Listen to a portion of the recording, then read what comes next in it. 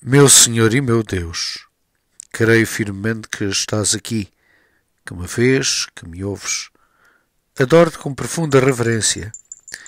Peço perdão dos meus pecados e graça para fazer com fruto este tempo de oração.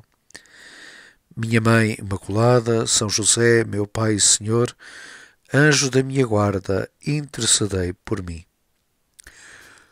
Aleluia! Cristo ressuscitou verdadeiramente. Aleluia!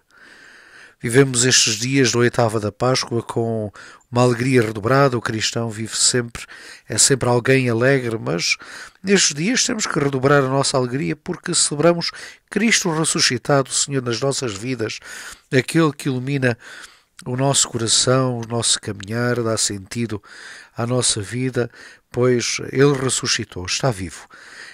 Hoje gostava também de começar logo até com o versículo que acompanha a aclamação do Evangelho do dia de hoje. Este é o dia que o Senhor fez, exultemos e cantemos de alegria. Pois exultemos e cantemos de alegria neste dia, oferecendo desde já todas as obras, tudo aquilo que vamos fazer ao longo deste dia, pedir que o Senhor nos ajuda a viver também este dia como ressuscitados, como filhos de Deus. Hoje a Igreja oferece-nos na liturgia da palavra, concretamente o Evangelho segundo São Lucas, talvez daquelas passagens mais belas do Evangelho depois de Jesus ressuscitado. São todas belas, evidentemente, mas esta toca-nos profundamente porque é uma verdadeira catequese que o Senhor Jesus ressuscitado nos faz. Hoje escutamos a passagem do Evangelho relativo aos discípulos de Emaús.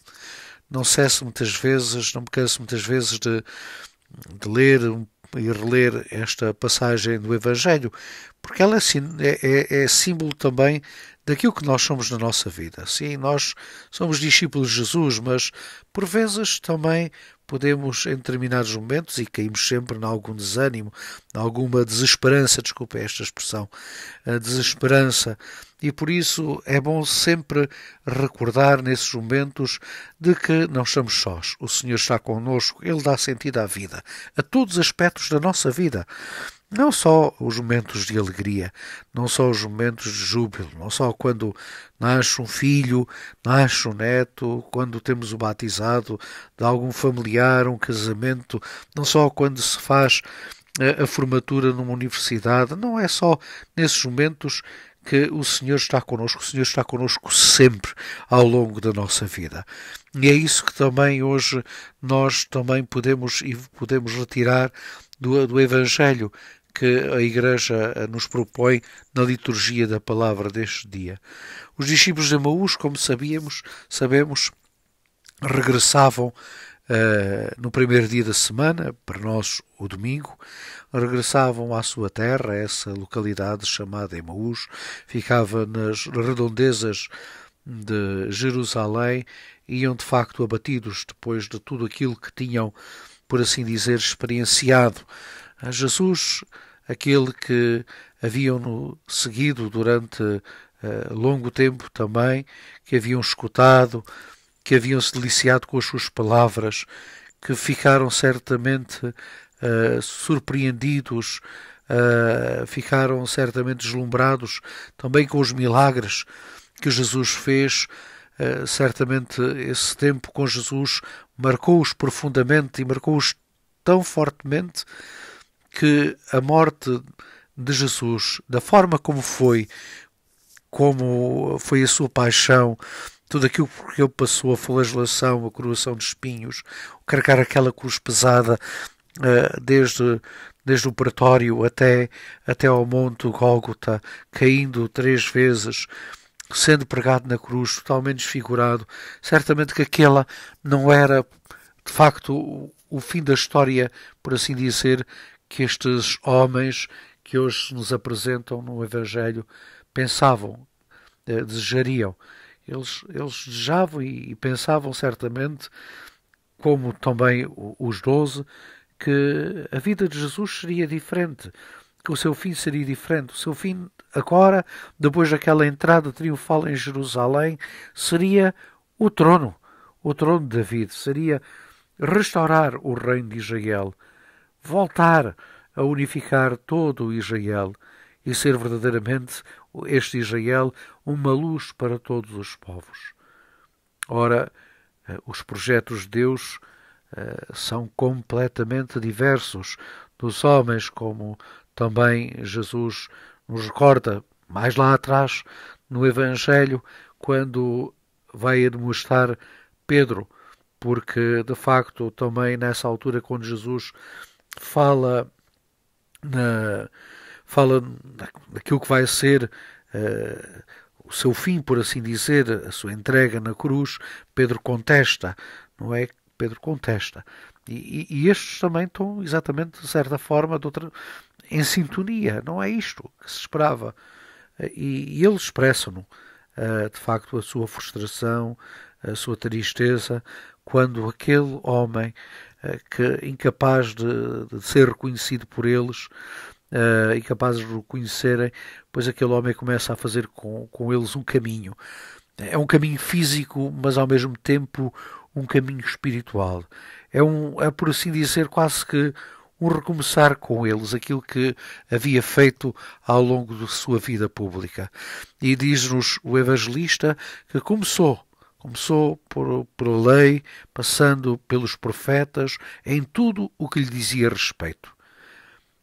Foi preciso recordar tudo isso para que depois ele pudesse chegar de facto àquele ponto culminante, exatamente para nos fazer compreender que tudo isto era necessário para que depois sucedesse aquilo que eles verão depois, mais adiante, quando chegarem a casa, que é o encontro com Jesus ressuscitado.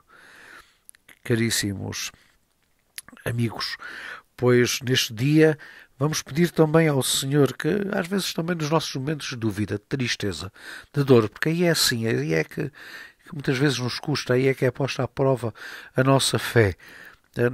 E então pedirmos, de facto, ao Senhor que nesses momentos também Ele nos vá falando ao nosso coração, nos recorde aquilo que Ele já nos ensinou, nos recorde, de facto, os profetas, a lei, nos recorde o Evangelho, que nos faça acender em nós novamente a chama, nos faça arder o coração cá dentro, explicando-nos as Escrituras, para que nós não caiamos na tentação de desistirmos, de pensarmos que estamos sós. Não, o Senhor está conosco.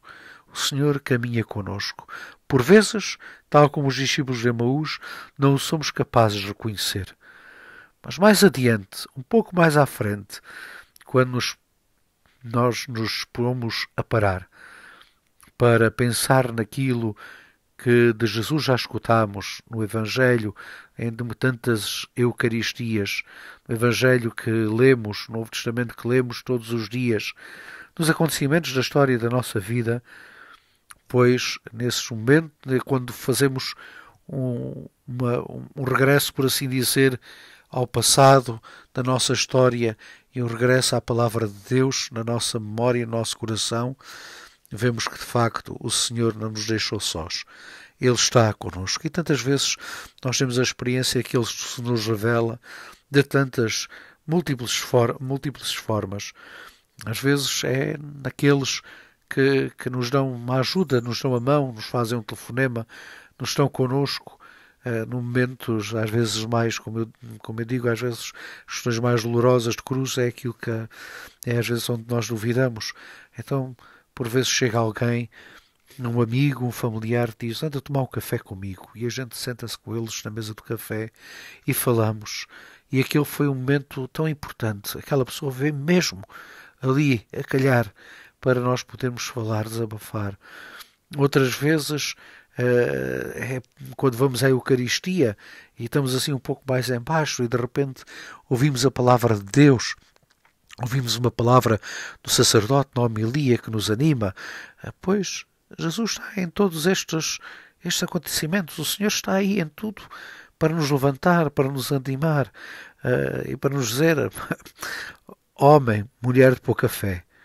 Então Isto não tem que ser assim. Por vezes também tens que assumir a tua cruz, esqueces que tens que assumir a tua cruz para me seguir, mas eu não estás sozinho.